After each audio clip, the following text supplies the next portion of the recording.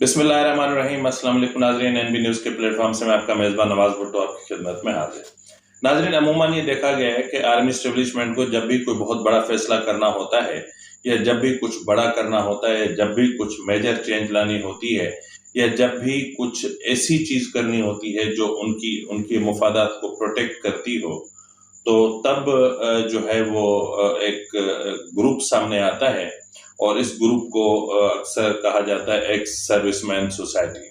अब ex serviceman society बुनियादी तौर पर वो सोसाइटी है जो आर्मी एस्टेब्लिशमेंट को हर लिहाज में, हर हालत में सपोर्ट करती है, जबकि रिटायर्ड अफसरान तो दीगर भी होते हैं, लेकिन ज़्यादातर जो रिटायर्ड अफसरान होते हैं उनका ताल्लुक किसी न किसी तरीके से किसी न किसी जमात से होता है, तो वो उनकी हमदर्दियाँ वहाँ चली जाती हैं। और कुछ लोग तो बाज़ाब्ता तौर पर से रिटायरमेंट के बाद सियासत भी ज्वाइन कर लेते हैं। ताहम जो है वो ये जो अब यहाँ पे जो है एक मज़ेदार बात पैदा ये हो रही है कि ये हमदर्दियाँ या ये मामलात या ये जो पॉलिटिकल एफिलिएशन होती है, ये आफ्टर रिटायरमेंट नहीं होती है, ये होती है जब भी ये अपना सर्विस में होते हैं तब भी होती है। ताहम ये होती है कि कभी कभी क्या यानी डिसिप्लिन की वजह से जाहिर है कि उनके जो अपने पर्सनल जो फीलिंग्स होती हैं वो उनका इजहार नहीं कर पाते, ताहम ये चीज़ें होती हैं। तो नाज़रीन, आज जो है वो एक्स सर्विसमैन सोसाइटी के रहनुमा जनरल रिटायर्ड फैज़ अली चिश्ती साहब ने प्रेस कॉन्फ्रेंस की। इस प्रेस कॉन्फ्रेंस का जो बुनियादी मकसद था वो ये था कि इस वक्त जो है वो एक अपना आर्मी सिविलियन जो सुप्रीमेसी है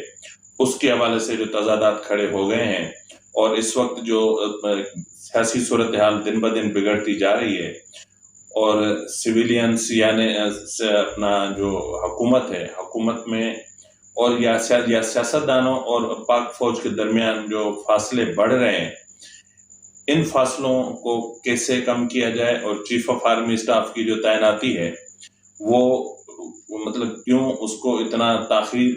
करके उस इन तजादात को या इन मामलात को उभारा जा रहा है। और उन्होंने जो है वो इन इल्ज़ामात को की भी तरदीद की कि पाक फौज इंतखाबी अमल में मुदाखलत नहीं करती, और उन्होंने ये भी कहा कि जो है वो इमरान खान पर सबसे बड़ी बात उन्होंने जो की, क्योंकि सारा जो पॉलिटिकल जो अनसर्टेनिटी है वो ज़ाहिर इमरान खान की वजह से है, तो इमरान खान पर जो हमला हुआ है वो हमला कैसे हुआ होगा, कैसे हो सकता है और उसका बेनिफिशियरी कौन हो सकता है और क्यों किया गया होगा, और जो हमला करने वाला था उसके जहन में क्या था और उसने क्या सोचकर ये हमला किया। नाज़रीन, माज़रत के साथ मैं यहाँ 2 मिनट के लिए रुकूंगा क्योंकि मैं आपको कुछ बताना चाह रहा हूँ कि अमूमन आप मेरी जब वीडियो सुनते होंगे तो पीछे आपको बैकग्राउंड में झींगर की आवाज़ें आती होंगी। तो वो इंडियन गाना था ना, झींगर की झाएं झाएं, तो ये पता नहीं ये कहाँ से 2 झींगर मेरे घर में घुस आए हैं और ये बड़े साजिशी और शरारती किस्म के झींगर हैं, ढूंढने से भी नहीं मिल रहे और मैं चाहता भी नहीं हूँ कि कोई किसी दवा का इस्तेमाल करके या किसी जहर का या किसी स्प्रे का इस्तेमाल करके इनको मार दूँ। तो क्योंकि इनके इस तरह जो है ना, ये आवाज़ मुझे बचपन की याद दिलाती है, गांव की याद दिलाती है,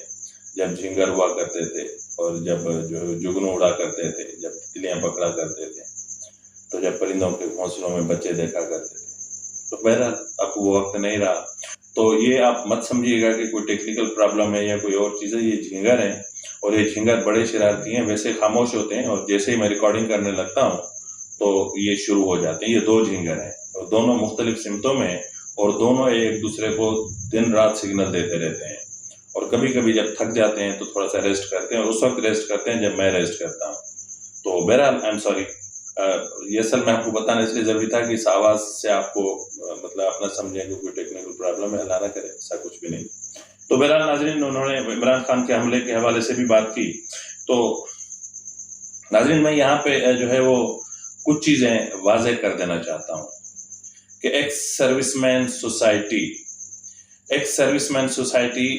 जब एक्स सर्विसमैन जो होते हैं, जब वो रिटायर हो चुके होते हैं और रिटायर होने के बाद भारी अपने जो उनके मराद होते हैं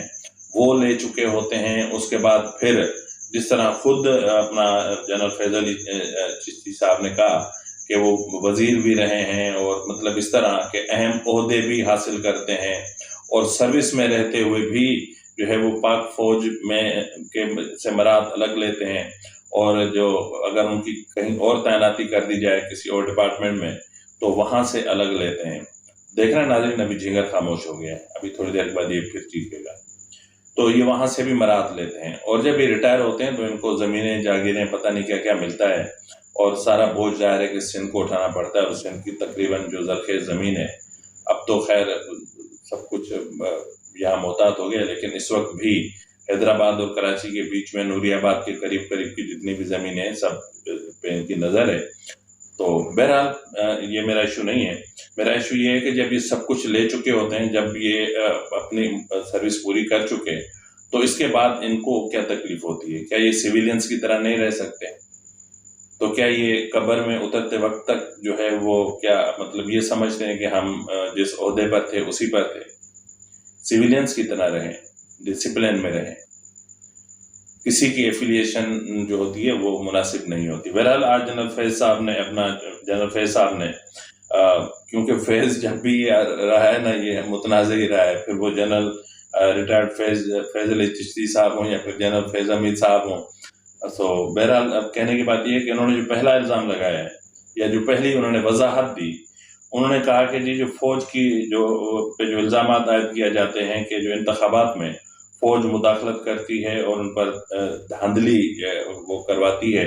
اور من پسند لوگوں کو لے آتی ہے، تو یہ الزام سراسر غلط ہے۔ اور انہوں نے اتنی معصومانہ انداز میں اور معصومیت سے کہا کہ جب انتخابات ہو رہے ہوتے ہیں تو ہمارے جوان تو اتنا دور کھڑے ہوتے ہیں، ہمارے جوان تو یہ ہوتے ہیں، ہمارے جوان تو وہاں ہوتے ہیں، اور اتنے معصوم اور اتنا سادگی سے کہ ان کو پتہ بھی نہیں کہ 2018 میں آر ٹی ایس کس طرح بٹھایا گیا، عمران خان کو کی پارٹی جو تھی اس کو کس طرح بنایا گیا، پی ٹی آئی کو کس طرح بنایا گیا، عمران خان کو کس طرح گرو کیا گیا، اور عمران خان کی کس طرح پرورش کی گئی، اور عمران خان سے کس طرح دھرنا کروایا گیا، اور عمران خان کو مطلب اپنا سابق آئی سی چیف جنرل ظہیر الاسلام سے لے کر جنرل فیض حمید تک کس طرح فیضیاب ہوتے رہے، نوازے جاتے رہے، جنرل پاشا نے ان کو کتنا نوازا، کہاں تک پہنچایا، جنرل مشرف نے ان کے ساتھ ان کو کہاں تک نہیں پہنچایا، اور مطلب یہاں تک کہ جنرل قمر جاوید باجوہ صاحب تک، اور جواب میں کیا ملا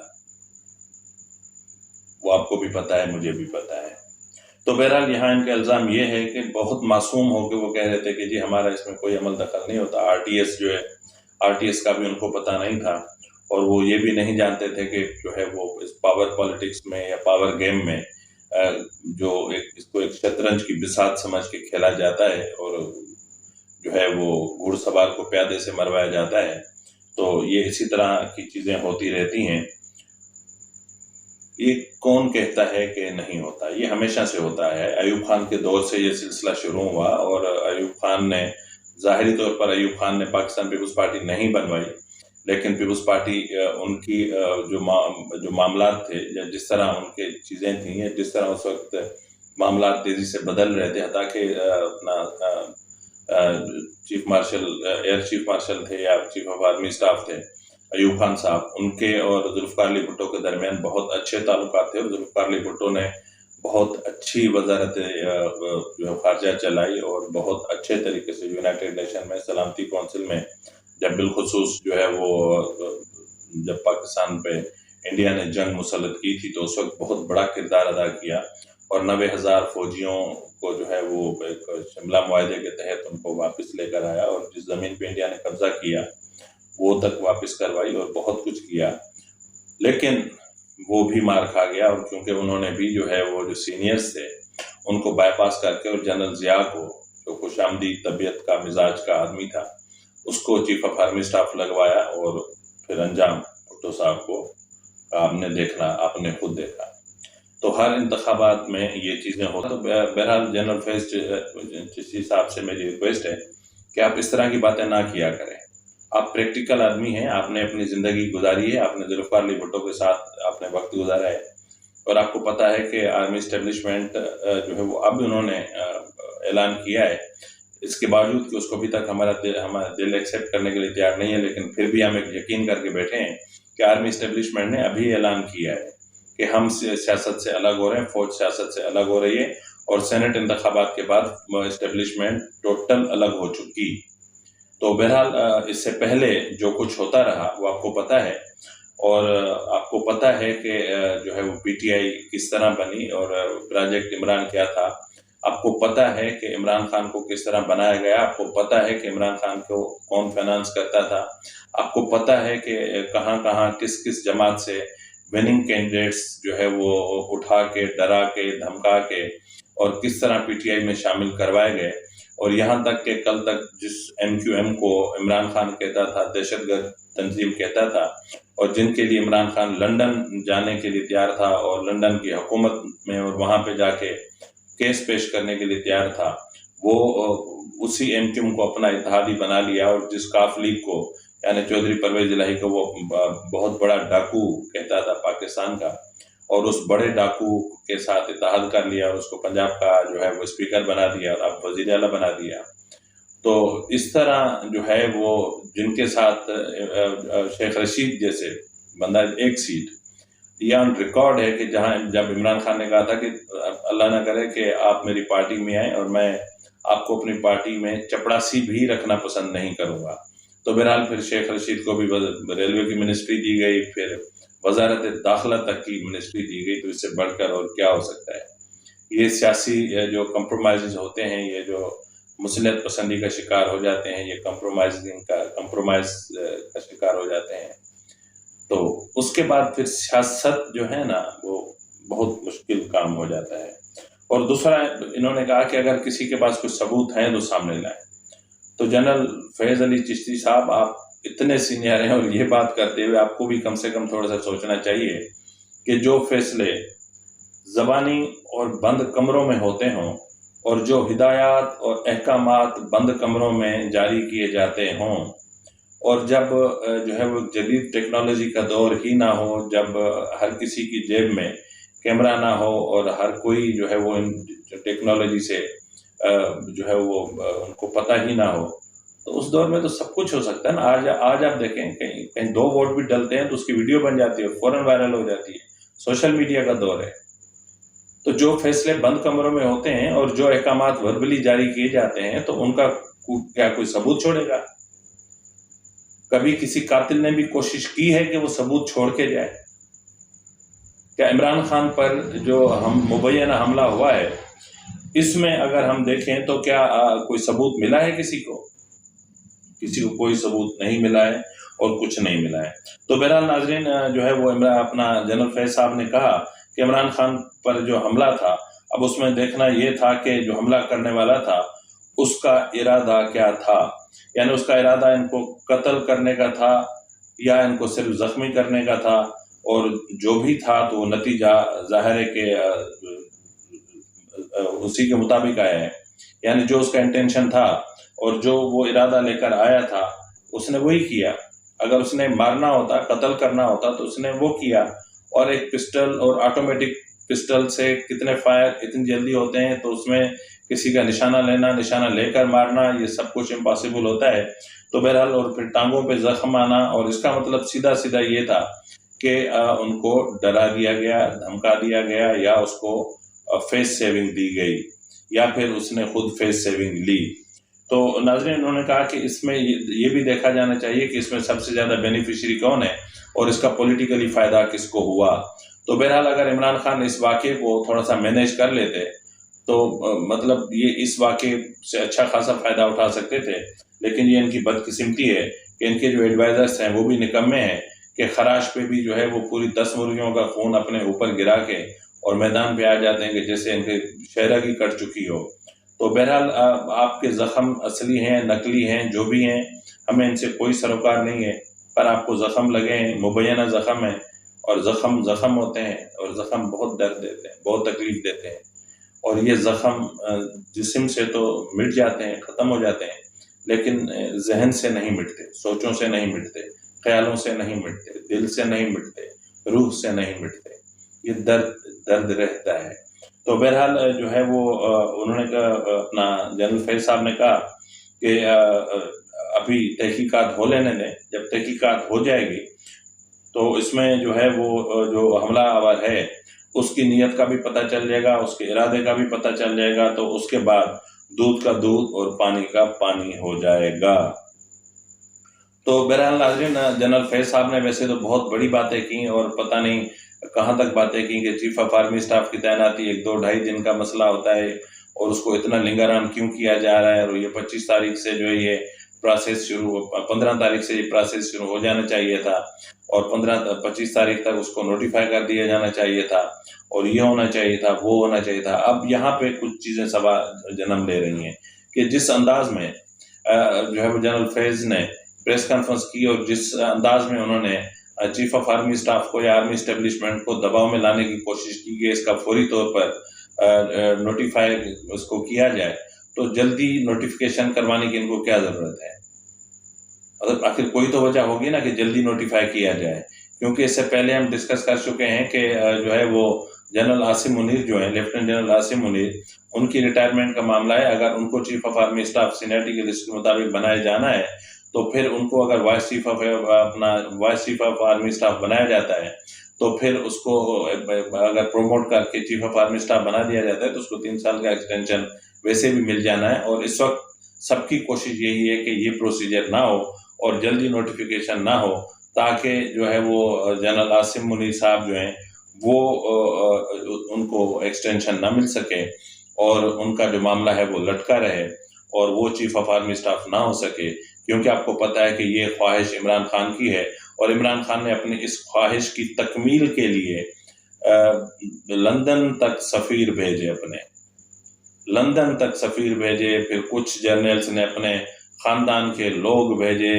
پھر کچھ لوگوں نے جو ہے وہ سعودی جو ولی عہد ہیں اپنا شہزادہ سلمان، ان تک اپروچ کیا، انہوں نے نواز شریف کو اپروچ کیا اور اتنے سارے معاملات ہوتے رہے، 3-4 دن تک وہاں پر معاملہ لٹکا رہا۔ اس کے بعد شہباز شریف صاحب جیسے ہی واپس آئے، پھر یہاں پہ جب دیکھا کہ ماحول سارا ادھم مچی ہوئی ہے تو انہوں نے پھر اس پریشر کو روکنے کے لیے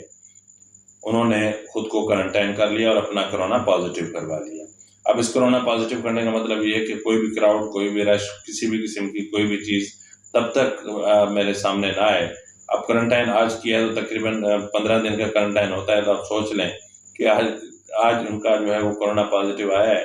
اور 29 تاریخ تک جو ہے وہ ہو جائے گا، یقیناً نیگیٹو آ جائے گا تو پھر جو بھی فیصلہ ہونا ہوگا وہ ہو جائے گا۔ اب ظاہر ہے کہ جب وہ